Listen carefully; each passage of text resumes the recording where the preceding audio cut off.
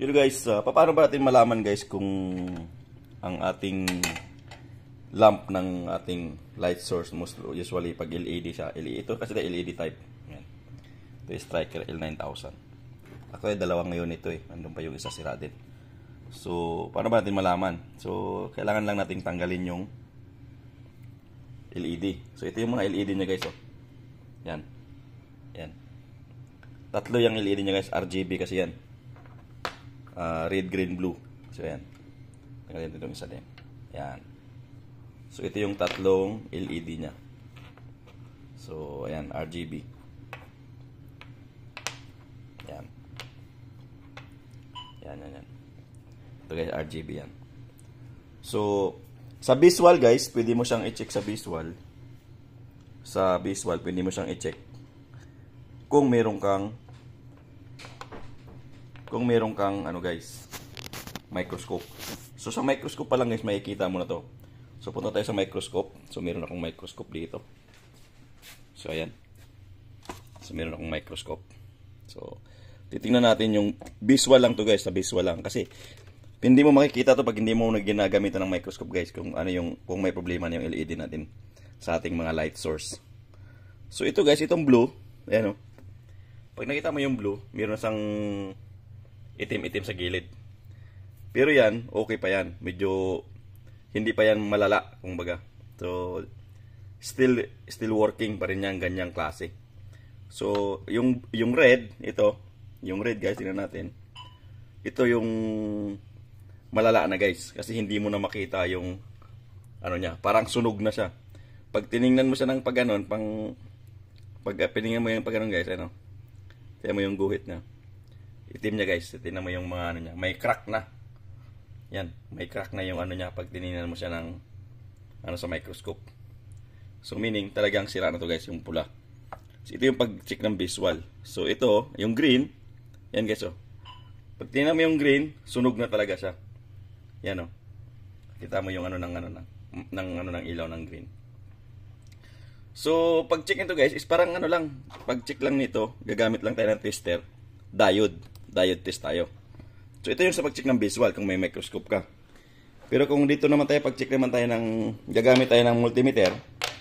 Yan. So, RGB. So, yan. Ngayon guys, gagamit tayo ng multimeter. Kakabit ko lang itong aking camera dito. Ayan. So, para malaman lang talaga natin na ang may problema natin is yung ating LED. Kasi, ito kasing machine na to guys, yung striker na to, eh, hindi to nire-repair dito sa amin ng company. So, pinapadala nila sa labas, sa mismong manufacturer. So, napaka-expensive. So, ngayon guys, gagamit lang tayo ng multimeter. Ayan o. So, ilagay lang natin to sa resistance. Pasili ka lang ng diode mode. Ayan. Naka-B, naka-DC. So, diode mode tayo. Ngayon, i-check natin yung isa-isa. Reverse at saka forward. So, ito guys, yung pula. Check natin. Meron siyang resistance. 0.27. 0.5. Nagpo-0.5 siya. Pag reverse mo dapat yan, wala, pero meron pa rin siya. So meaning, sira na yan guys. So dapat kasi yan, pag chinik mo, parang diode LED, pag chinik mo yung positive forward, dapat yan, iilaw yung light na yan. Pero wala na lang ilaw guys. Pero may siyang resistance. Ito namang green, so makita natin yung green guys. So, pag chinik natin yung green, ayan. Forward. Meron siyang 1.6. Yan. Pero wala siyang ilaw. Reverse. So, meron din siyang 1.4. So, meron din siyang, pero hindi siya umiilaw, guys. So, meaning, sira din yan, guys. Kasi meron siyang baliktaran na, ano, resistance. Itong blue, so, pag nakita mo, guys, yung forward niya, oh. So, umiilaw siya. Ano? Umiilaw yung blue. Good pa tong blue. Ang problema nga, pag pinalitan mo yan, dapat yan, halahat yan. Yan o. Meron siyang resistance na 2.3. 2.35. Kaya may ilaw siya. Itong kabila, pag ni-reverse mo yan guys, dapat wala. So, ayan o. Ayan o, wala siya. So, ayan o guys.